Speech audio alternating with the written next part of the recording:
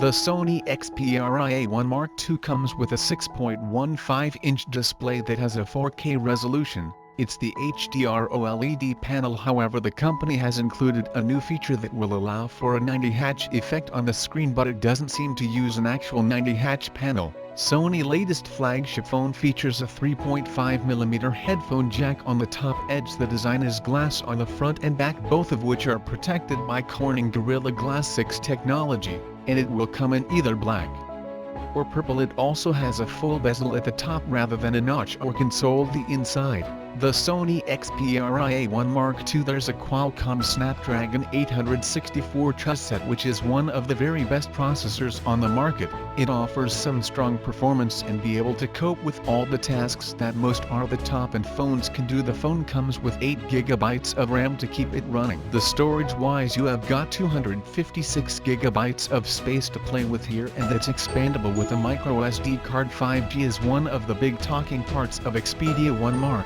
There's number 4G only variant of this phone. The camera is another radius on his boot and a spotlight on the camera includes the 12-megapixel main sensor, a 12-megapixel telephoto one with 3x optical zoom, and a 12-megapixel ultra-wide sensor, alongside the 3 time-of-flight sensor that will offer groundbreaking autofocus technology. It's using a technology that Sony developed first alpha range of cameras, and the aim here is to give you the best shot through stronger autofocus. This technology can completely out of focus and auto exposure calculations at 60 frames per second, while the camera itself can take 20 shots in burst mode each second. For Sony claims it improves autofocus for low light conditions as well as in everyday shooting. The phone can also record video in 4K HDR at up to 60 FPS. Pictures are amazing with this camera, with a stunning dynamic range and color accuracy on the front of the phone. There's an 8-megapixel selfie camera, and Sony announced they have made significant improvements for front-facing shots. Sony has also made some big improvements to the battery on this device by increasing into 4000 mAh on the Sony Xperia 1 Mark II, up from 3330 mAh on the Xperia 1. There is also fast charging here that will allow for up to 50% charge in 30 minutes.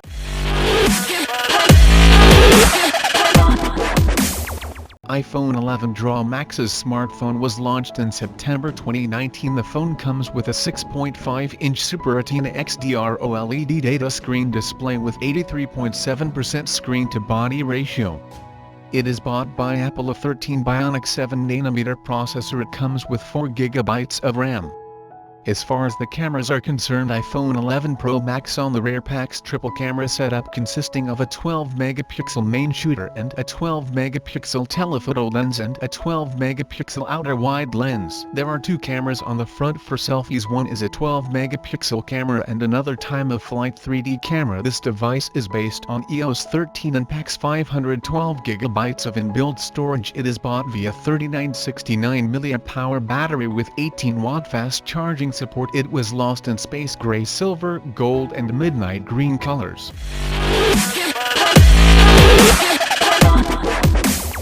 The Oppo FFi. Next to it I have a 6.78-inch display that packed with many features to enhance your viewing experience. It has a Ultra HD resolution with 10-bit color, a variable 120 harsh refresh rate and a 240 Hz touch input rate. There's also a post-ultra efficient engine chipset which can automatically upgrade 60 FPS video to 120 FPS to fit the screen rate.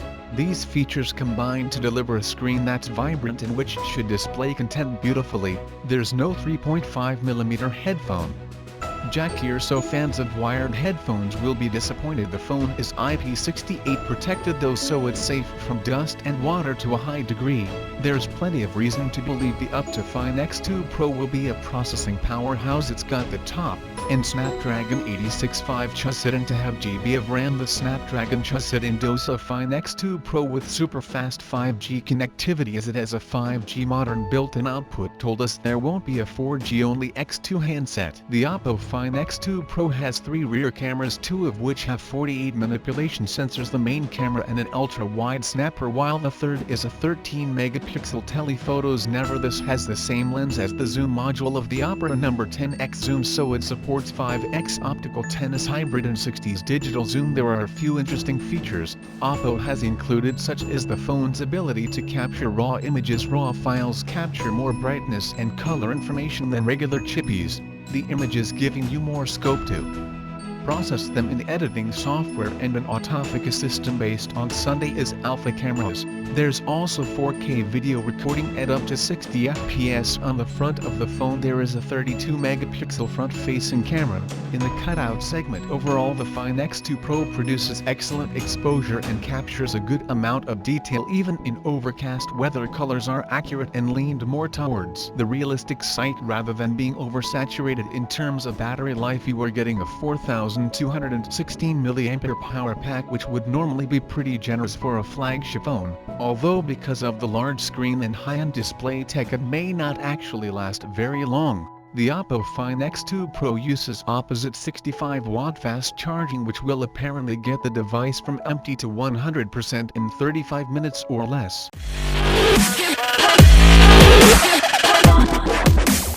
The Galaxy S20 Ultra is Samsung's biggest Android phone, and it lives up to its name. It is the first Samsung phone with a 120Hz display, which is designed to deliver a smoother motion when you are scrolling and especially playing games. You can also toggle between 60 and 120 Hz in settings, which will come in handy if you want to save battery life. Samsung's 6/9-inch display will push the boundaries of your fingers reach, but you don't feel much bigger than the Instant Plus. Its width is actually a little smaller than the 6.8-inch Note 10 Plus and 6.7-inch Galaxy S10 5G. It's just that the Galaxy S20 Ultra is noticeably taller, not wider, expanding to a 20:9 aspect ratio. You can still grip it with one hand and shove it in a deep enough jeans pocket. The Samsung Galaxy S20 Ultra is made of glass and aluminum, and it is protected by Corning Gorilla Glass 6. The space of this smartphone rivals the likes of laptops, meaning it's more than you will ever need. The internal aspects are all top of the line: a 7 unlimited chipset, Qualcomm Snapdragon 865 in the US, or Samsung's Exynos 990 in the UK and Europe, 16 GB of RAM, 512 MB of internal storage in a microSD slot for expandable storage. The apps performance are silky smooth. The S20 Ultra isn't the pure gaming phone, but it matches the was ROG Phone 2 and Razer Phone 2 with the silky smooth 120 Hz refresh rate. The S20 Ultra has a 108-megapixel 1.8 aperture main camera, a 48-megapixel 3.5 aperture telephoto camera, and a 12-megapixel 2.2 aperture ultra-wide camera. There's also a time-of-flight depth camera on the back, aiding portrait photos and 3D scans, and a 40-megapixel selfie camera on the front. It's Samsung's biggest camera sensor upgrade since the Galaxy S7 and S7 Edge. The main 108-megapixel camera delivers great quality pictures with stunning details. The camera performed well in ALMZST every light condition. The telephoto lens is capable of 10x lossless zoom, and the crazy 100x space zoom. Pictures from the selfie camera delivers great dynamic range and quality. The Samsung Galaxy S20 Ultra camera introduces 8K resolution video recording and steady stabilization. 8K is going to allow you to crop and edit video without sacrificing quality, while the 4K will give you more frame rate and zoom options.